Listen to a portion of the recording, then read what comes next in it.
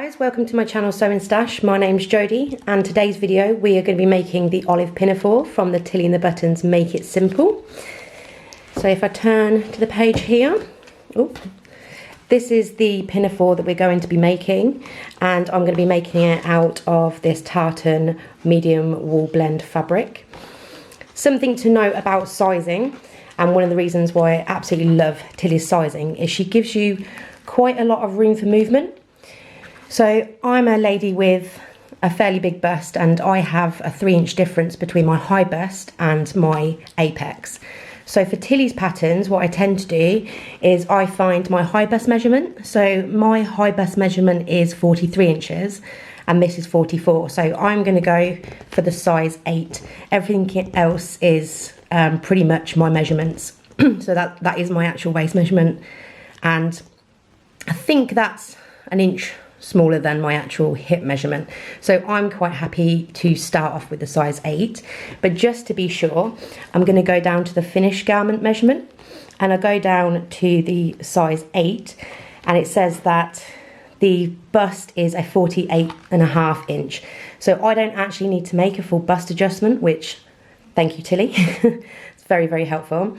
The waist is obviously quite a lot bigger, so the body measurements was 38 inches, where the final measurement is 46. So you have a lot of room for movement, and it's the same with the hips. She does give you quite a lot of room to maneuver, so you can take it in if you want to. This is going to save me so much time with having to do full bust adjustment, which I have to do on pretty much most commercial patterns, but with Tilly's I find that I rarely do because of how much ease she puts into her patterns. So I'm going to cut out the size 8 and then we'll get started.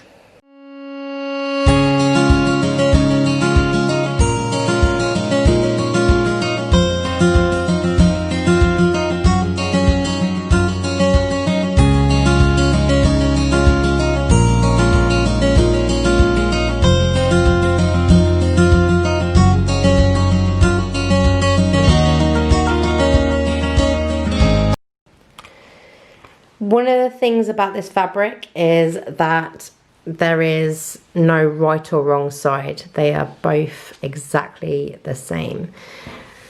And I've just finished cutting out my first pattern piece, and it requires a dart. I would usually mark this with a pin and would either use a fabric marker or chalk to mark out this dart. However, it's not going to show up very well on wool. I can try chalk, although I might lose my lines as chalk rubs off. So what I'm deciding to do is I'm going to thread baste this in. This is cut on the fold, so what I need to do is open it out and then do it for both sides. So that's what I'm going to do now.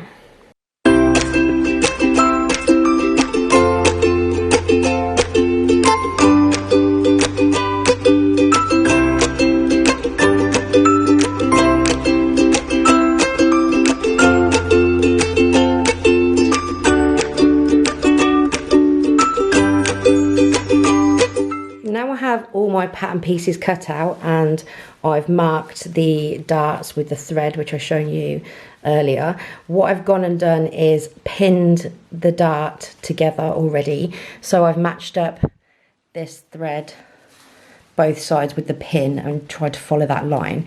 This will help me try and keep the dart as even and as in proportion as possible. I've also got my back black cotton fabric here, which is going to be my interfacing or my semi-lining for the fabric for the pinafore, and this is going to finish off the raw edges around the neckline and the button placket and the armholes. And then I've got some medium weight, yeah, soft, but it's a medium weight interfacing, and it's an iron-on, which I've also cut out in the relevant pieces. I've decided not to do the pockets for the pinafore, just because this fabric is quite thick. It's not actually fraying half as much as I thought it was going to do, which is helpful, but it does still fray. So instead I've just cut out the placket that sits at the back, and again I've got my interface in. I've got my actual tartan fabric, and then I've also decided that I'm going to line it with this, because again I think like this will be too much if it's backed onto each other, because it will become quite bulky in the seams. So I'm using this black cotton fabric that I had in my stash to do that with. So the first instruction that Tilly always says about is stabilizing the neckline and the armholes. So I need to iron on all this interfacing, and then I need to go around with a stitch and just stitch around these edges and then the armholes and the side. To one, it will help with it not fraying, and two, it will help to stabilize it and stop it from stretching out in place. So that's what I'm going to go and do now.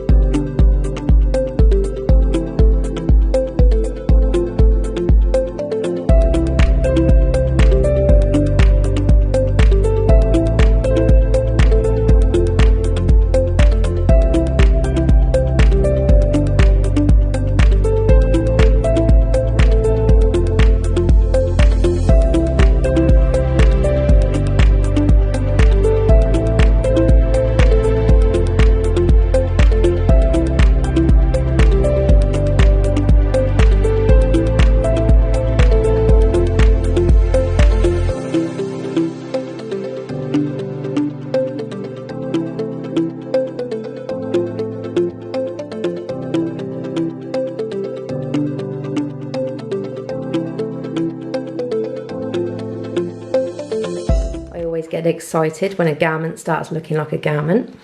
So now we have the shoulder seams sewn in together. This is the front, if you can tell. This is the dart we sewed in, which almost disappears, which is quite nice. Pattern matching worked fairly well. Same with here, it's slightly off, which is really annoying, but otherwise I'm really happy with it. So this is where the front closure is going to be. The next step now is to work on the lining slash interfacing, which is this bit here to this back bit. So I've got to join these bits together, and Tilly gives good instructions for that. And then once these are joined together, we then get to attach them to this. And what that will do as well is it will cover up all these raw edges and the armholes as well, so it will finish those up, and the neckline there. I did overlock the bottom, the hem of this, just because it was starting to fray quite a bit with all my handling, and I did have to do a bit of unpicking because I put the front and the back the wrong way around, so I had to unpick a little bit, so I've got some fraying, but I've overlocked the seams and that works really well, so that will keep that all in check. So this you won't see either, this is the hem, you won't see because this is going to get turned up and stitched down like so. So the next bit, like I said, is to do the interfacing and stitch that together, and then stitch that onto this bad boy. So we're going to do that.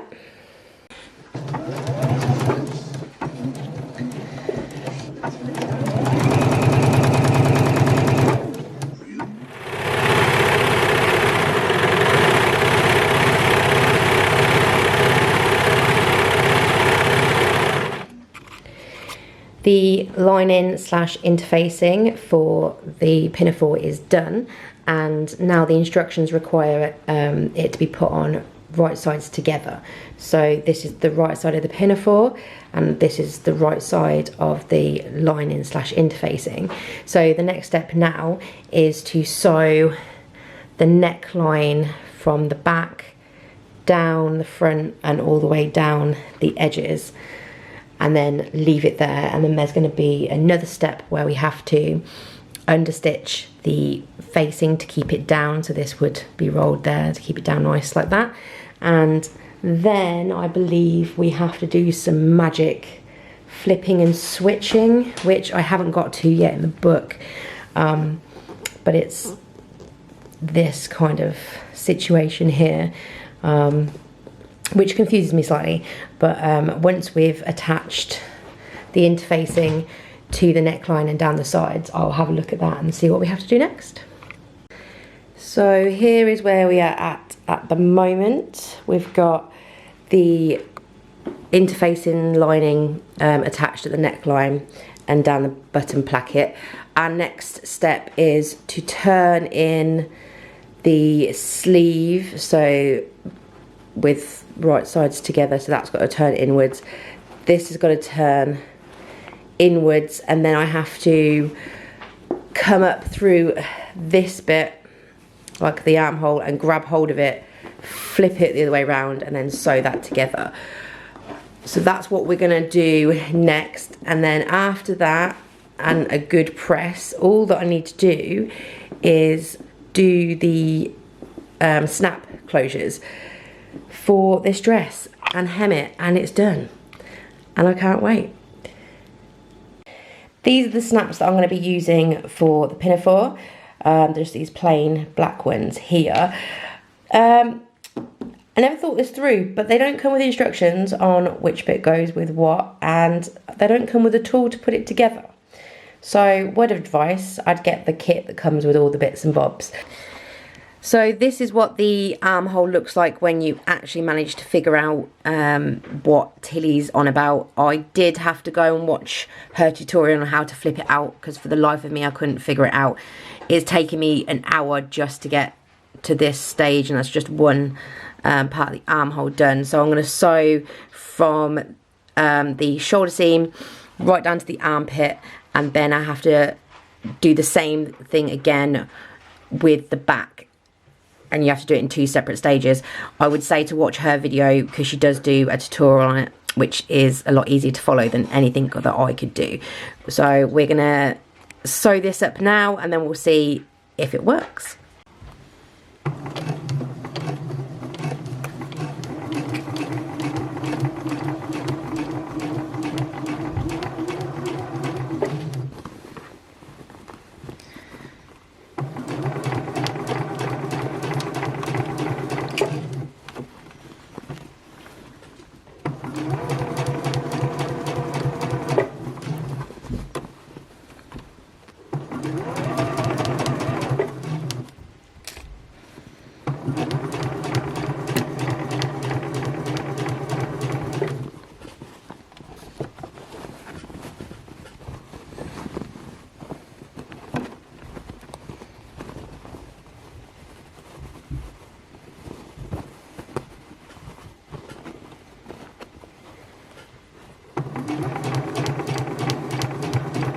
Armholes are in and done. I top stitched the armholes down because I tried to understitch the armhole in place, but because I couldn't get to enough of it underneath to understitch it, it just wasn't holding it as well as I wanted to.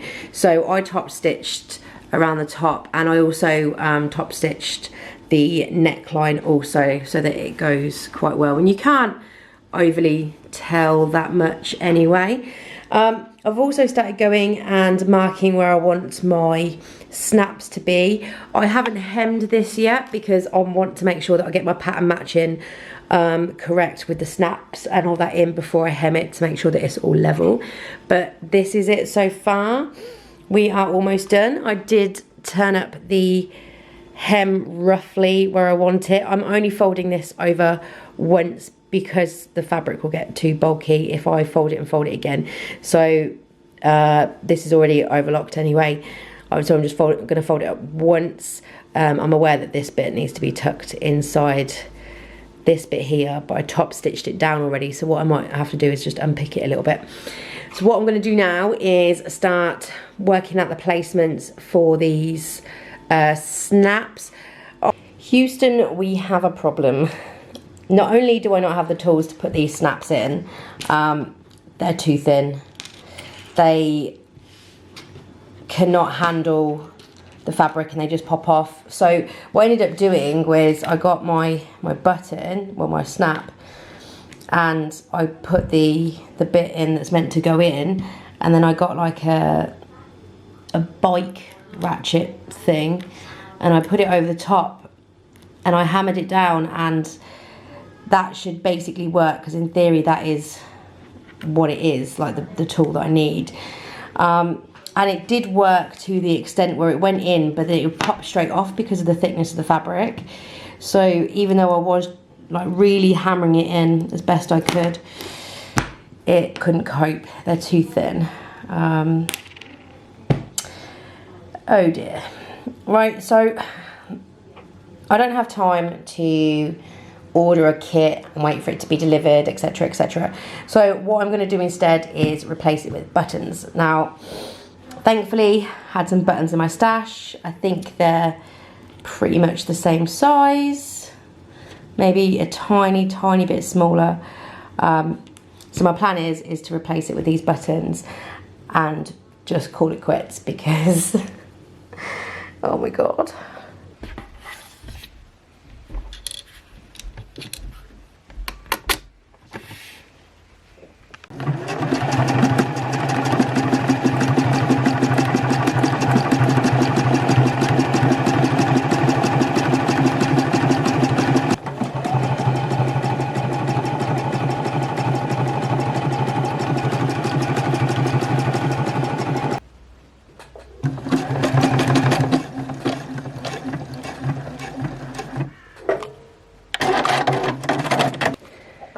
Buttons are all on, minus the one I broke. So all we have to do now is hem it, and then we can do the reveal.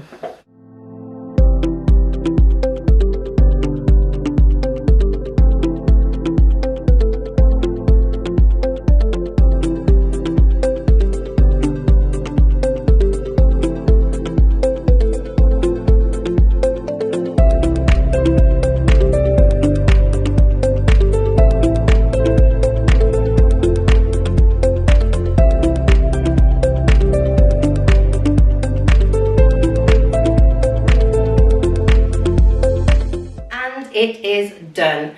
I am super happy with this. It is so nice and comfortable and cozy. I didn't take the pattern in at all. I was going to, but it is actually nice having that room that Tilly gives you.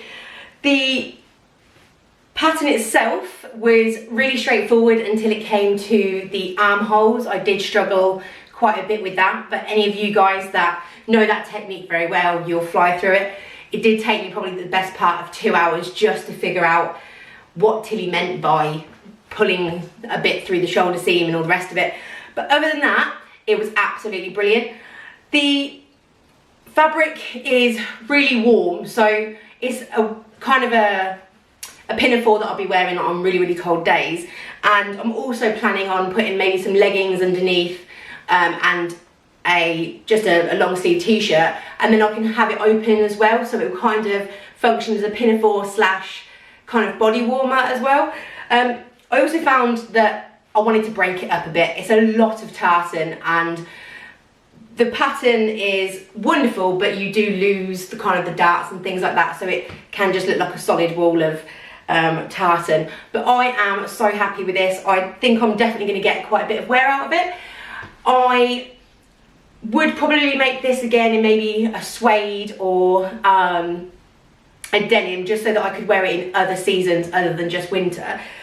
But other than that, I am really happy with it, and I'm super happy with my pattern matching. I don't know if you can see, I pattern matched really well. I think this is the best pattern match job I've ever done. So even for a simple project, it's taught me a lot. So I'm really happy with it. I hope you enjoyed this video, and if you did, can you give it a thumbs up and like and subscribe and all that good stuff, and I'll see you next time. Bye.